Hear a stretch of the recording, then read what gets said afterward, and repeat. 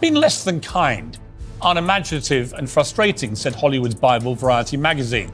So sickening, I almost brought up my breakfast, said the woke Bible The Guardian.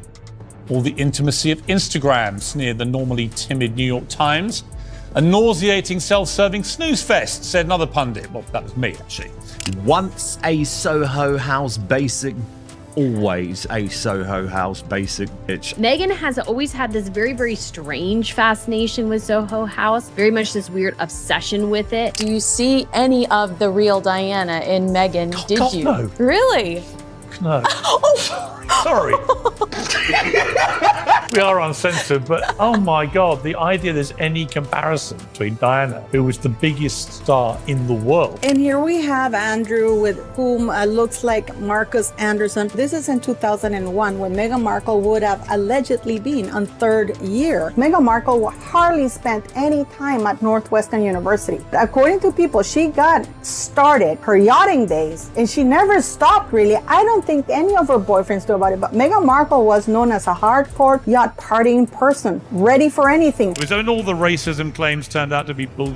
The mental health claims were bull. All of it was bullshit, designed to damage and attack the royal family, the monarchy, and all of it. And it made me huge. So Jessica Mulroon introduced her to Marcus Anderson in Toronto. It makes them newsworthy. So you either then ignore what people are talking about, are debating and having all the silly stuff about the fake pub. Back in her early days, she was totally reliant on Soho House to pay for her travel, to pay for her accommodation. Meghan Markle has gone back to live in California, and she's living the life she probably wanted all along. Yes. A life of unparalleled luxury and riches that she got by marrying her handsome British prince. Inspired, as it says, inspired by Soho House.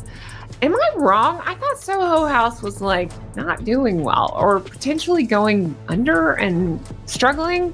Maybe that was just the London branch, but it didn't sound like things were going well. Maybe not across the board. I don't know. But last I heard, things weren't going well for Soho House. Without Marcus Anderson, I hope to prove to you in this video that Meghan Markle wouldn't have the level of global fame that she enjoys now. Never complain and never explain was the late Queen's motto for royal PR. For Harry and Meghan, it's more a case of never reign and never abstain, especially when it comes to nauseating self-publicity, which invariably backfires. He is like a parasite, always lurking in their shadow. No normal family has a constant third wheel, male or female, leeching onto their every move. Marcus is practically glued to them. Are there any fans of Meghan Markle in tonight?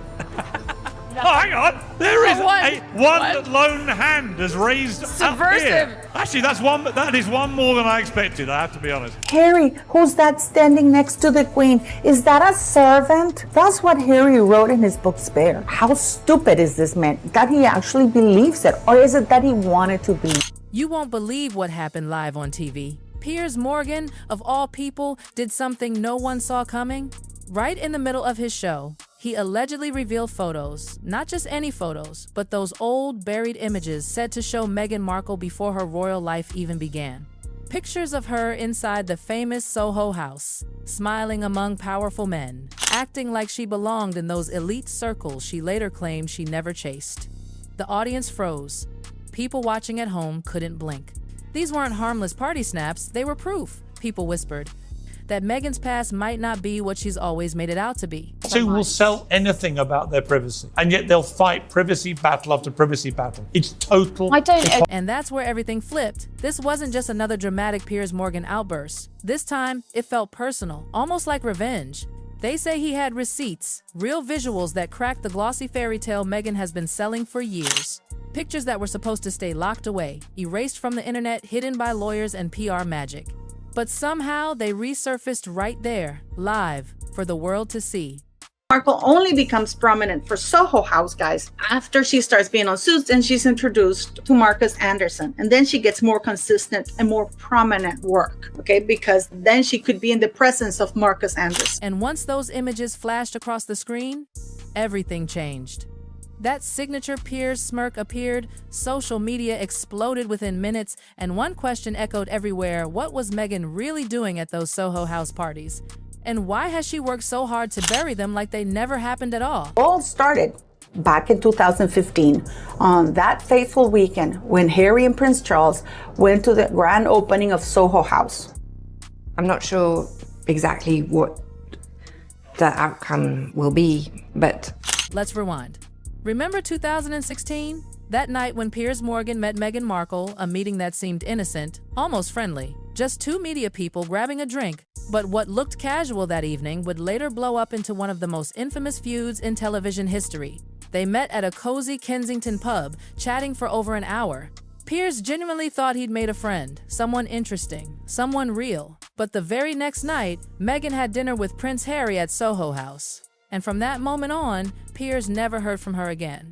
No text, no call, total silence. Gone, like she'd vanished. To the average person, that might sound like she just moved on. But anyone who understands ambition, real ambition, knows better. To Piers, that ghosting wasn't just rude.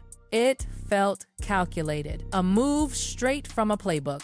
From that day, his pride was bruised, his ego shattered, and his resentment grew like a slow, burning fire. So when he finally got his hands on what he believed were proofs of who Meghan really was, it wasn't random. It was years of quiet anger waiting for this moment. He'd already lost his job over her name once, remember? He refused to apologize after saying he didn't believe Meghan's Oprah interview. 58,000 complaints poured in overnight. Meghan herself filed one of them. ITV told him to apologize or leave, and he chose to walk. That's the kind of wound that doesn't heal. So if these leaked photos were real, it wasn't spontaneous. It was years of waiting, collecting, saving all, to strike back at the woman who, in his eyes, destroyed his career. And then, when you add the kind of people Meghan was allegedly surrounded by the whispers about Epstein, Weinstein, and others who had ties to Soho House, it starts sounding darker. They say the images didn't match the version of Meghan she's been selling. Not the humble actress, not the innocent blogger, but a woman right in the middle of power and luxury long before anyone called her a duchess. Before Prince Harry, Meghan's public story was simple, hardworking, kind, focused on her craft and charity. A fairy tale climb.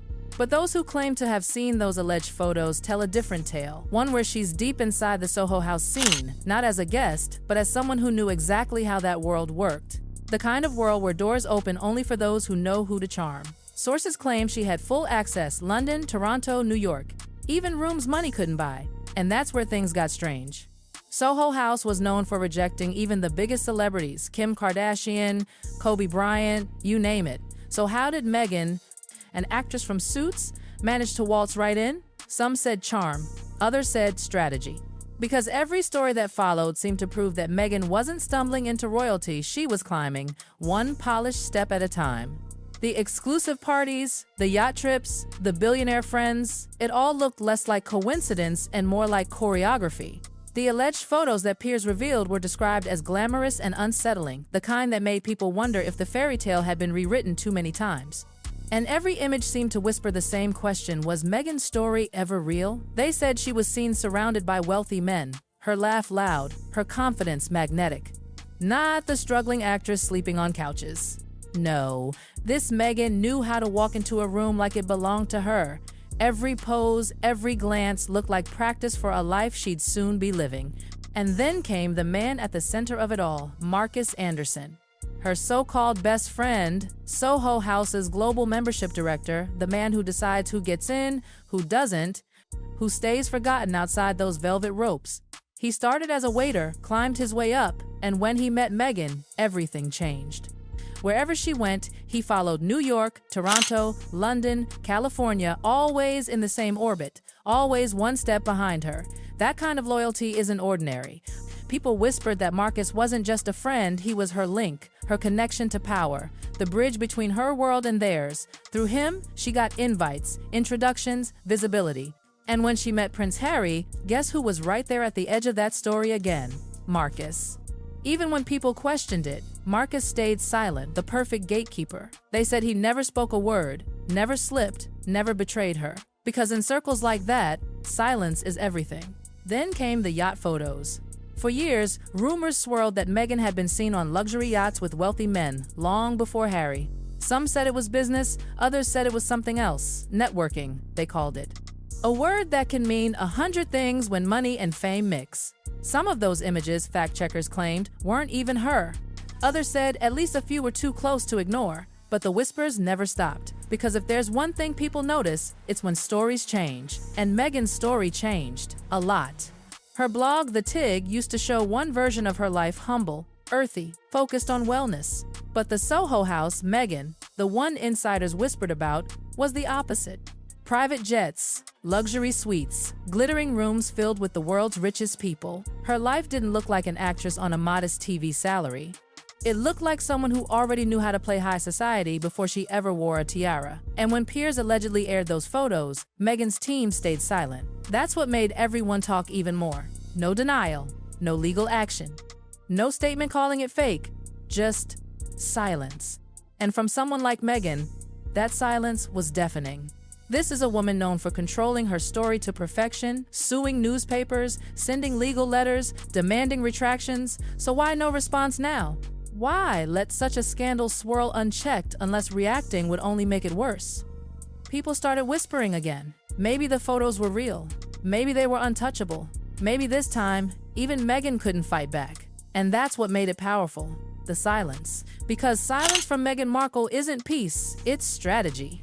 It's calculation. And when she chooses to say nothing, it means speaking might do more harm than good. Then the contradictions piled up. She told interviewers she'd barely heard of Soho House, just a convenient place for dinner, she said. But in Prince Harry's book Spare, he described it differently, called it her headquarters, the place where she stored luggage, where they had their first date. So which was true? The casual stopover or the personal base of operations? The same pattern showed up in her friendship with Marcus Anderson. At first, she brushed it off, just a friend. But then he was spotted at her wedding, on her vacations, beside her at events, at the Invictus Games. Even insiders said he might have been the one who introduced her to Harry. Yet publicly, she downplayed it. The story kept shifting like smoke you could never catch, and that inconsistency became the gossip's heartbeat. Because when stories change, people dig deeper. They look at the money, the designer clothes, the private jets, the endless luxury. Her pay from Suits couldn't have covered that. So who was funding the lifestyle? Where did that level of access come from? Every answer only raised more questions. To get into Soho House, you need more than charm, you need power, money, influence, connections. And for someone like Meghan, who supposedly had none of those things, her presence in those rooms didn't make sense. Unless someone was opening doors for her. The whispers grew darker. Some claim she wasn't just attending Soho House parties, she was being placed at them. That she'd become part of a system where beautiful, ambitious women were introduced to wealthy, powerful men. That her connections, her network, her entire trajectory may have been built from those nights. No proof, no confirmation, just smoke, but enough to fill the room. And that's what Piers Morgan allegedly exploited.